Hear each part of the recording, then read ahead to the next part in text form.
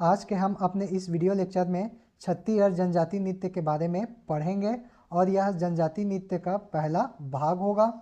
मैंने इस वीडियो में बहुत ही अच्छे जनजाति नृत्यों को शामिल किया है जिसकी जानकारी हम लोगों को बुक में बहुत ही कम होती है।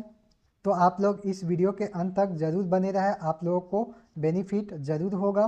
तो चलिए हम लोग अपने आज के इस वीडियो लेक्चर को प्रारंभ करते हैं। हमारा पहला नृत्य है खेखड़ा नृत्य। और जो है खेखड़ा नृत्य है वो कौन सी जनजाति करती है, तो इस नृत्य को बैगा जनजाति द्वारा किया जाता है। अब हम लोग देखते हैं कि जो खेखड़ा नृत्य है वो किस अवसर पर किया जाता है। तो यह नृत्य फागुन माह में होली के दौरान किया जाता है।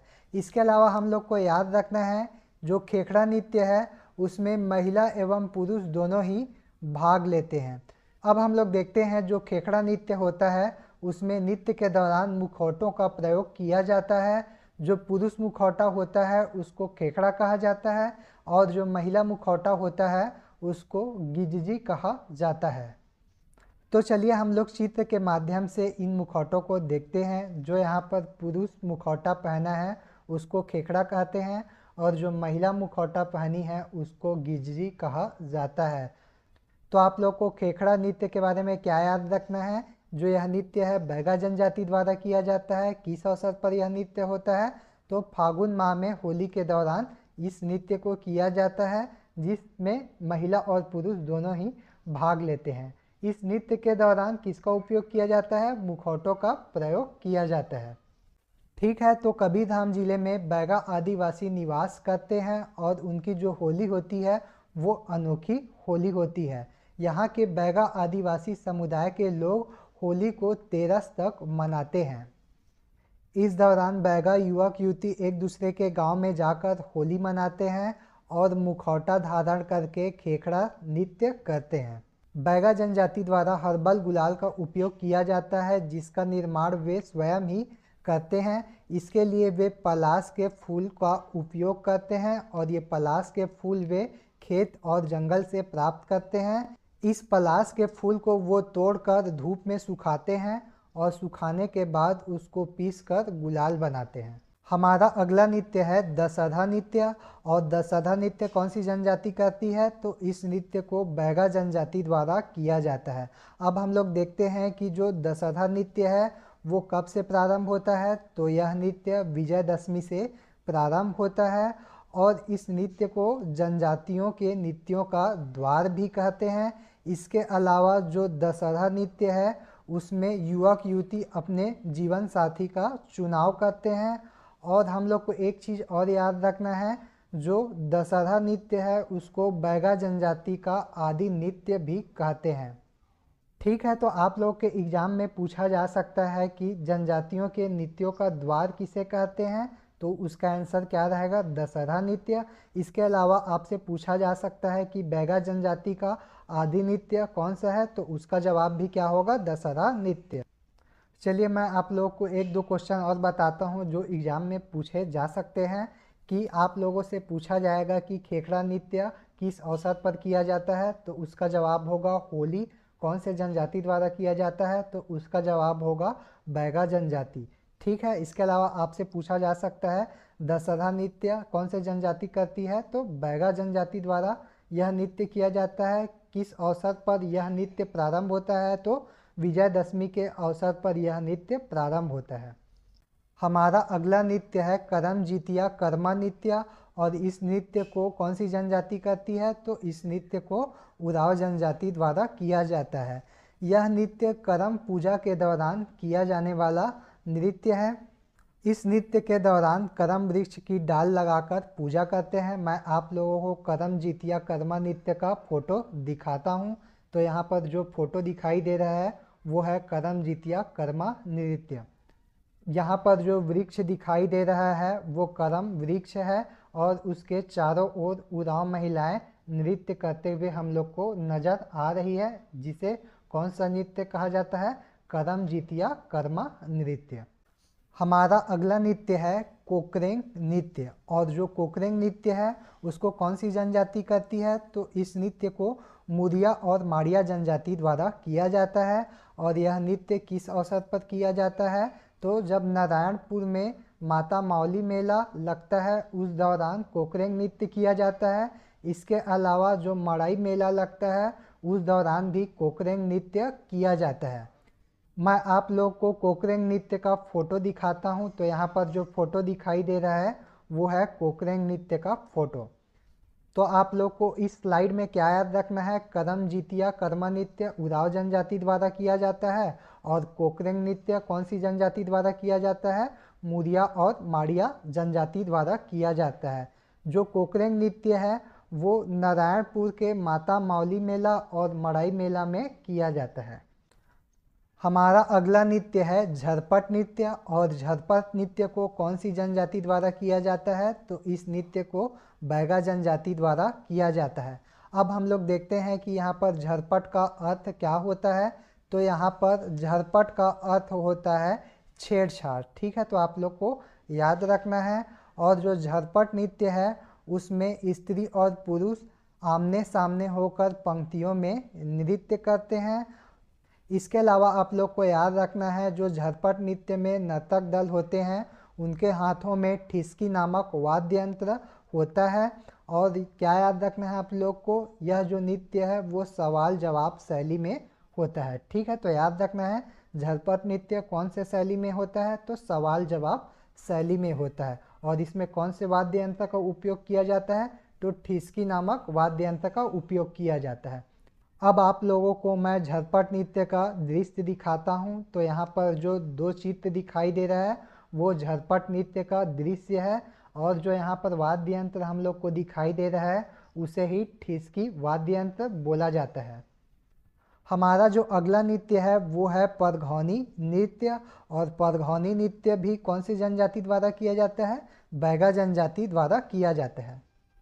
यहाँ पर परघौनी का अर्थ होता है स्वागत करना और यह जो नृत्य है वो किस अवसर पर किया जाता है, तो विवाह के अवसर पर यह नृत्य किया जाता है।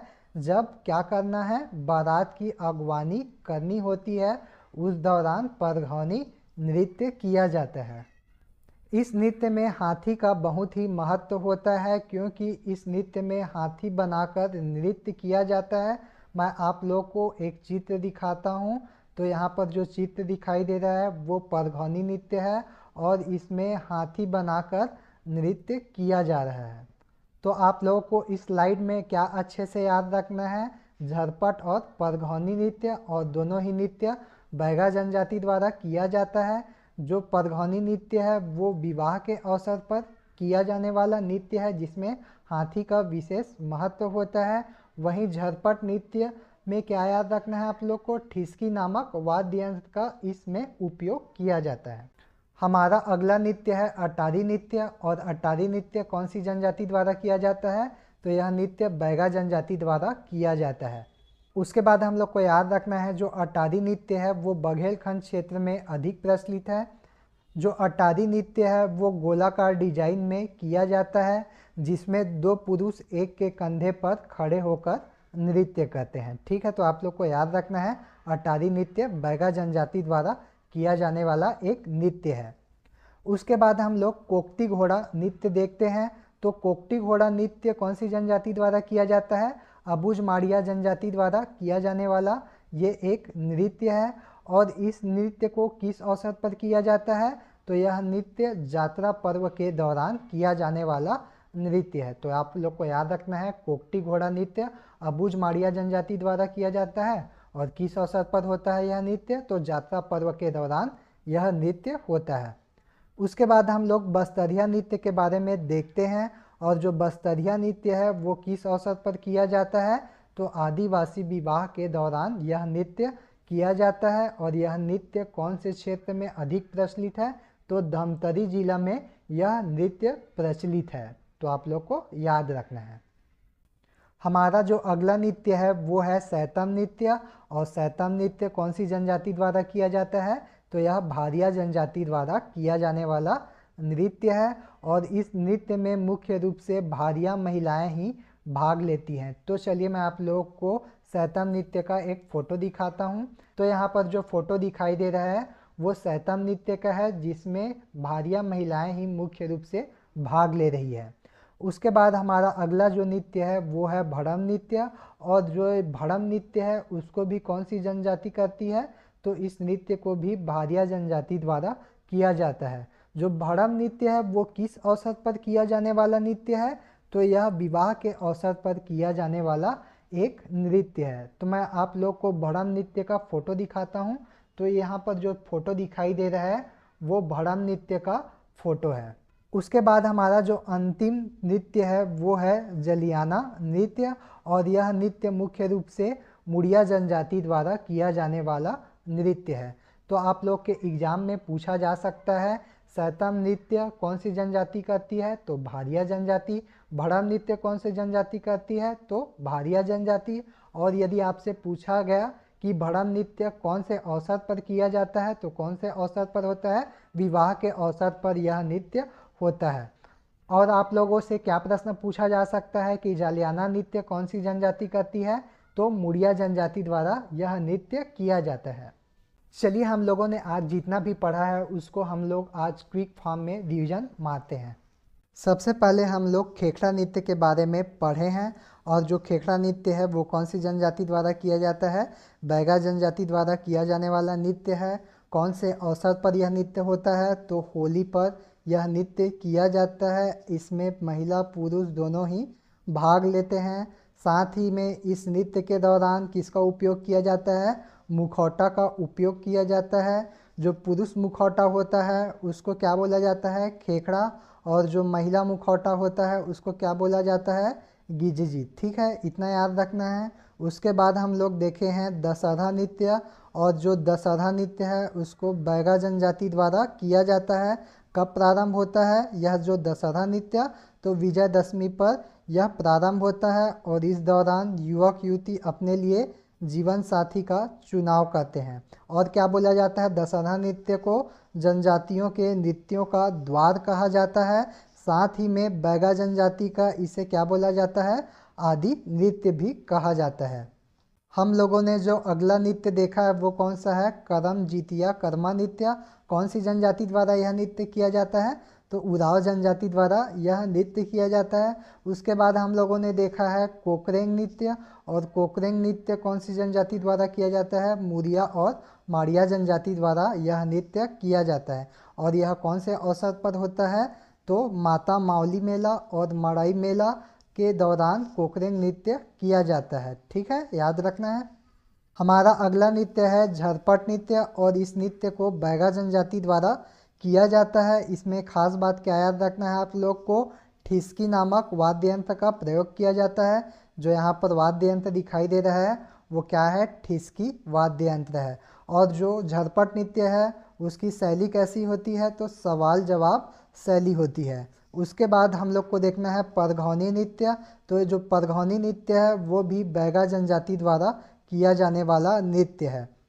जो परघौनी नृत्य होता है वो विवाह के दौरान किया जाता है। जब बारात की अगवानी करना होता है उस समय परघौनी नृत्य किया जाता है। और इस नृत्य में हाथी का बहुत ही महत्व होता है क्योंकि इसमें हाथी बनाकर नृत्य किया जाता है। हम लोगों ने जो अगला नृत्य देखा है वो है अटारी नृत्य। और अटारी नृत्य भी बैगा जनजाति द्वारा किया जाता है। उसके बाद है कोकटी घोड़ा नृत्य।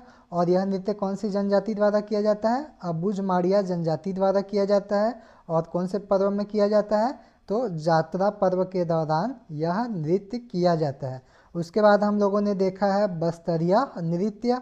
और यह नृत्य विवाह के दौरान किया जाने वाला नृत्य है। कौन से जिला से संबंधित है, तो धमतरी जिला से यह नृत्य संबंधित है।